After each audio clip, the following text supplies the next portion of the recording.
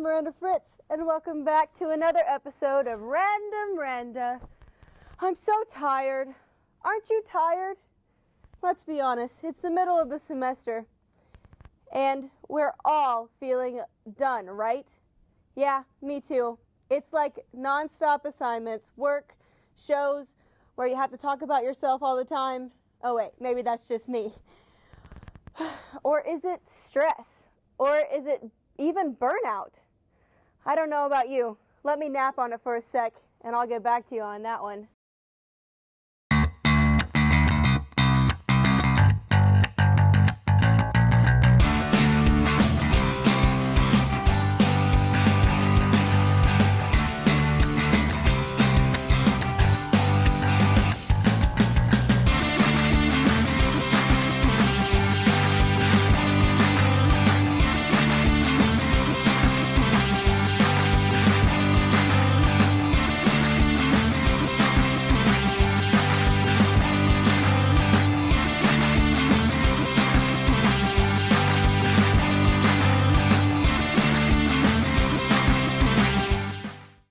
So, I don't know about you, but I really have been tired for the past several weeks. The semester is in full swing and I have increasingly been getting less and less sleep. I mean, I'm a very busy person right now, and I knew when I started the semester I would lose at least a little bit of sleep, but I feel tired almost all the time now, it seems. Nothing really helps, no coffee or energy tea or caffeine. All they seem to do is make me really hyper and anxious for a couple of hours, which is soon followed by a headache. After school and work, I try to get at least 8 hours of sleep every night, but by the time I finish up my homework at 10:30, get ready for bed, and round up my rabbit, and get upstairs to my room, it's already 11. Then I gotta wrangle my rabbit again, clean up any mess he got into while I was in the bathroom, and by the time I lay down, it's 11:20. And then, after being so tired the entire day, I toss and turn for 30 minutes before I can even fall asleep. Then the next morning at 6:45, it's time to wake up and do it all over again. I've been doing this for at least 3 months now, and it never really seemed to bother me until recently. Then I got to thinking, what are the actual consequences of averaging 6 to 7 hours of sleep a night? We all do it, especially us college kids, but what does that mean for our health? It can't be too bad, right? Just a little eye irritation here and there and a few dozes in class, and we're fine, right? But then I started noticing my mood change. I began to notice my exhaustion was affecting my behavior. Then I couldn't help but hearing in the back of my head the terrifying notion of burnout. I couldn't help thinking, have I gone too far? Am I rubbing myself raw? Wearing myself thin? When is enough too much? So I did what any smart college kid would do, and I Googled it. And for those of you who don't know, burnout is a physiological phenomenon in which a person experiences total exhaustion. It is also known as the workaholic disease, and it's very common in overachiever type personalities. Basically what happens is you take too much of a workload, like 18 hours, a job, and a sideshow, that begins to affect your ability to function.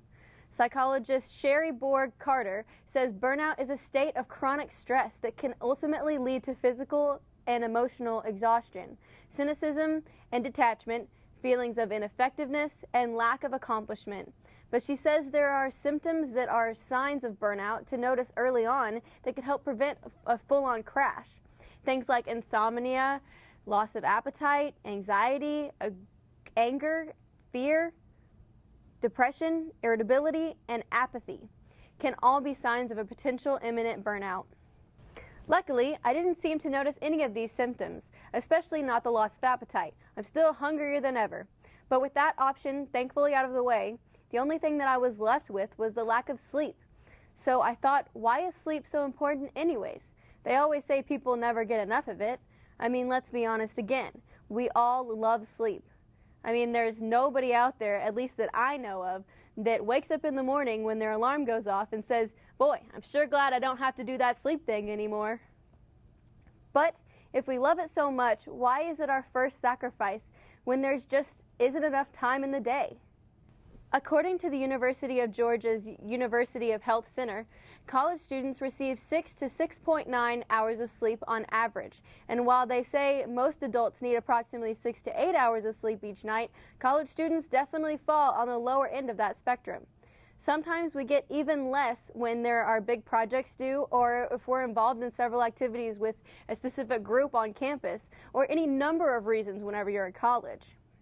So what if I don't get a lot of sleep? I still function okay. I'm still here talking to this camera when I only got at least 5.5 hours of sleep last night, when apparently I'm not doing okay. The consequences of losing sleep seem to have more of an effect on us than we realize. Lack of sleep can cause many problems such as lowering the immune system, allowing more risk for colds and flus, the feeling of more stress, increased weight gain, lower academic or professional performance, even increased risk of mental health issues including depression and anxiety. Okay, so I guess sleep really is important. It is apparently not just something you do when it's dark outside.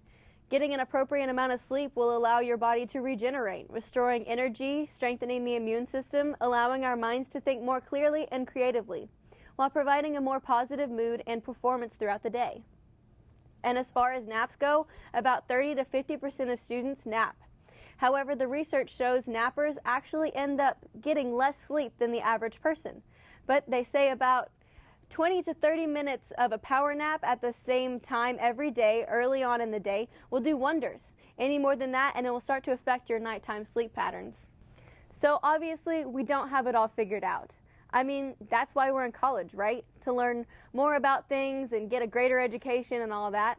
So let's just chalk it up to a learning experience and start getting more sleep.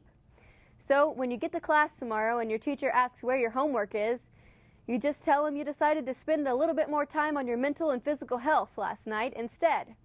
I'm sure that'll go over very well, but don't tell them that I told you to say that. We're all friends here. Don't go trying to get me fired, okay? I'm just trying to help you out. But on a more serious note, if any of these symptoms I've explained above or think you might have some other serious sleep disorder, please don't hesitate to talk to your doctor or even the wellness center here on campus. Shoot, we're paying for it. You might as well use it. Anyways, I hope some of that random information was at least a little helpful. I care about y'all, and I really don't want to see another teacher yelling at you to get out of her classroom because you fell asleep in class again. Seriously, just go to sleep. But not while you're driving and not while you're watching my show. That's bad. Very, very bad. Well, that's the show. Bring in the dancing Aggies.